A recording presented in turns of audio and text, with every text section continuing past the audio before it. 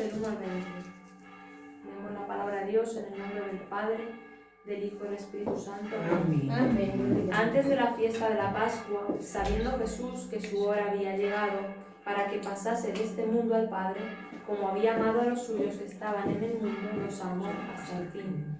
Y cuando cenaban, como el diablo ya había puesto en el corazón de Judas Iscariote, hijo de Simón, que le entregase, sabiendo Jesús que el Padre le había dado todas las cosas en las manos, que había salido de Dios y a Dios iba, se levantó de la cena y se quitó su manto, y tomando una toalla se la ciñó.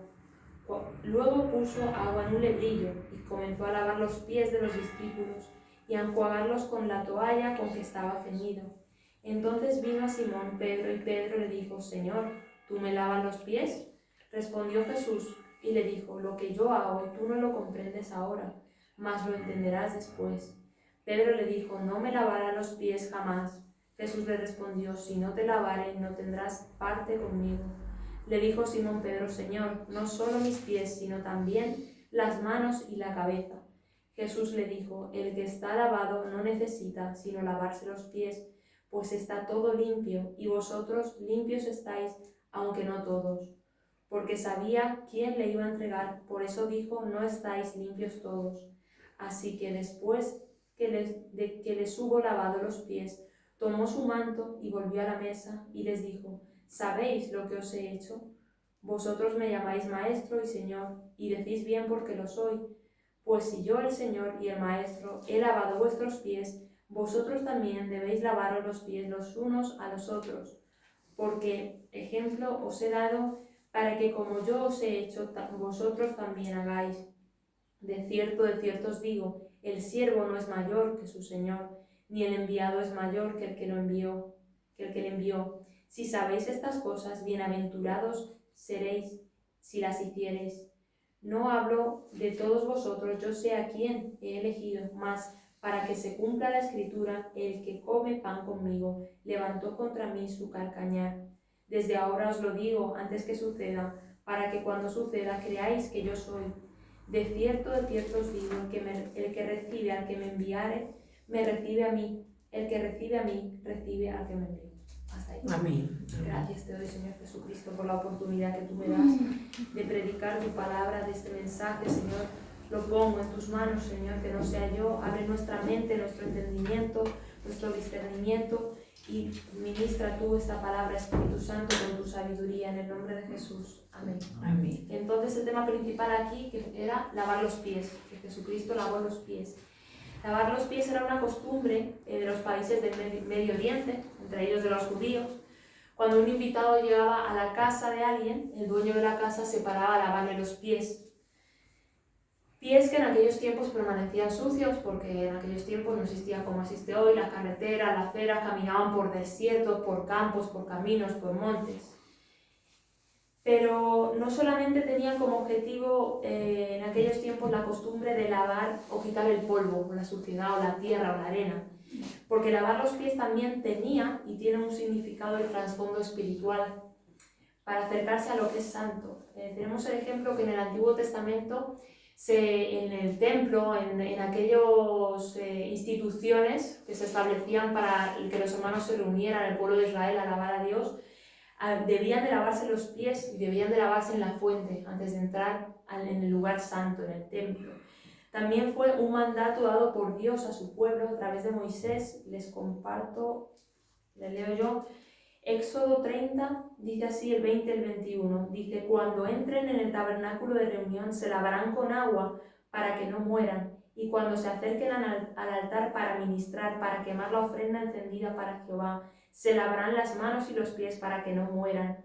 Y lo tendrán por estatuto perpetuo él y su descendencia por sus generaciones. ¿Ves? Era el requisito para entrar y para manejar las cosas santas, para los sacerdotes o para entrar simplemente a lo que era la presencia de Dios. Así el Señor también quiere en estos tiempos que nos estemos continuamente lavando, purificándonos, porque como en aquellos tiempos físicamente el caminar por esos caminos se embarraba, ¿no? Se ensuciaban los pies. Nosotros somos cristianos, pero vivimos en este mundo, nos podemos contaminar inconscientemente, pero el Señor también nos manda a que continuamente nos estemos purificando, lavando de lo que se nos va pegando del mundo en el que andamos y vivimos. Fue también una orden dada a Josué, cuando Josué se encontró con un varón que era un ángel del Señor. Dice así la palabra Josué del 13 al 15. Estando Josué cerca de Jericó, alzó sus ojos y vio un varón que estaba delante de él, el cual tenía una espada desenvainada en su manto. Josué, yendo hacia él, le dijo: ¿Eres de los nuestros o de nuestros enemigos? Él respondió: No, mas como príncipe del ejército de Jehová he venido ahora. Entonces Josué, postrándose sobre su rostro en tierra, le adoró y le dijo: ¿Qué dice mi señor a su siervo? Y el príncipe del ejército de Jehová respondió a Josué: Quita el calzado de tus pies, porque el lugar donde estás santo es. Y Josué así lo hizo. Josué era un hombre obediente. Pero vemos cómo Josué se declara como siervo y declara al Señor, bueno, a ese ángel que es una autoridad del Señor, como su Señor. Simplemente por estar ante la presencia de un ángel, él tenía que quitarse el calzado de sus pies. Y Josué entonces no solamente obedeció, se obedeció precisamente porque se consideraba siervo. Cuando uno reconoce la soberanía, la autoridad de Dios por encima de uno sabe que uno no se gobierna a sí mismo. Él le preguntaba al Señor que qué le parecía, al Señor que su siervo hiciera. Bueno, y como estábamos diciendo, lavar los pies era una costumbre, una tradición, pero esta tradición, sin embargo, las personas adineradas, con un poder económico, los reyes, los príncipes, ponían a los esclavos a lavar los pies cuando entraban en el hogar. Era considerado también un acto realizado por los esclavos, típico de esclavos. ¿Cómo entonces hemos leído aquí que el Rey de Gloria, el Rey Eterno, fue el mismo que hizo una tarea denominada de esclavos o considerada de esclavos? ¿Por qué y para qué? Que era lo que los discípulos y Pedro no entendían. Jesús estaba aquí enseñando una de sus últimas lecciones antes de morir y para dejarles un ejemplo. Así como es Jesús, eso debe ser la vida de un verdadero pastor o pastora que agrada a Dios. La gente muchas veces critica o comenta a los pastores: es que mírales, tienen el protagonismo, los tienen en las palmitas, mírales, se llevan todo el dinero, se llevan siempre el protagonismo. Pero el pastor y Jesucristo, como buen pastor, el 99% de su vida es estar arrodillados, clamando por cada una de las ovejas, arrodillados, levantando a cada oveja, tratando de mantener a sus ovejas limpias y que no se descarríen del redil y de la senda. Pedro, y seguramente que el resto, aunque el resto no hablaba, porque Pedro era el que más hablaba, y al igual que Pedro, no entendían los demás qué significaba este acto de Jesús, por qué, el trasfondo.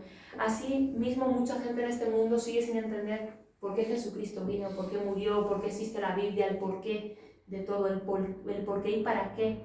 No le ven el sentido, no lo terminan de entender.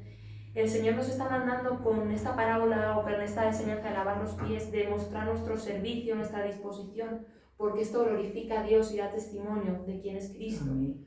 La tarea de los apóstoles de Cristo y también de la tuya, de la mía en este tiempo, es llevar el mensaje de salvación acompañado de ese servicio, de esa humillación, humildad del prójimo. Quizás, como nos dice aquí en el versículo 7, nos dice: respondió Jesús y le dijo: lo que yo hago tú no lo comprendes ahora, mas lo entenderás después. Quizás si hablamos y predicamos de Cristo, del Evangelio, del arrepentimiento, la gente no lo entiende en un primer momento. No lo van a entender, no entiendan quién es Dios. Pero hermano y hermana, habéis dicho que los hechos hablan por sí solos y hablan más que las palabras. Con un servicio, con un testimonio, con una muestra de amor hacia el prójimo, hacia lo que necesita el prójimo, es una muestra del amor tan sobrenatural y revela el carácter de Jesucristo en nosotros. No es necesario ahora ponernos a lavar los pies los unos a los otros. Simplemente podemos servir al prójimo en estos tiempos, sobre todo dando alimento, porque hay personas que no tienen alimento, que no llegan a fin de mes, dándole una ofrenda al necesitado, consolando porque hay o va a haber personas tristes, recibiendo heridas porque a veces a los cristianos nos hablan mal nuestro jefe, nuestros profesores, pero que, como hizo Jesucristo, que Él no abrió su boca. Recibir heridas sin contraatacar, con mansedumbre, con humildad, o sacrificándonos los unos por los otros, por el prójimo. También el Señor nos manda a servirnos los unos y los otros en la iglesia. Una reciprocidad, vemos una reciprocidad en el Nuevo Testamento. Jesucristo vino aquí a servir a sus apóstoles, a servir al necesitado, pero a su vez a sus discípulos luego le sirvieron a Él. Cuando Cristo se fue, ellos se quedaron haciendo el servicio del Señor, la obra del Señor. Hay una reciprocidad. Nos dice también, si no te lavas, le dijo a Pedro, si no le lavaba los pies no tendrás parte conmigo. Si no servimos a Cristo no tenemos parte con Él en su casa, en su iglesia, en su reino.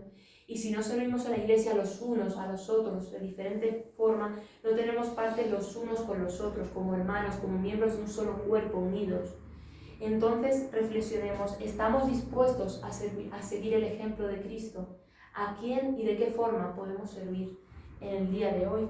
Y les vuelvo a mencionar el versículo 17. Si sabéis estas cosas, bienaventurados seréis si las hiciereis.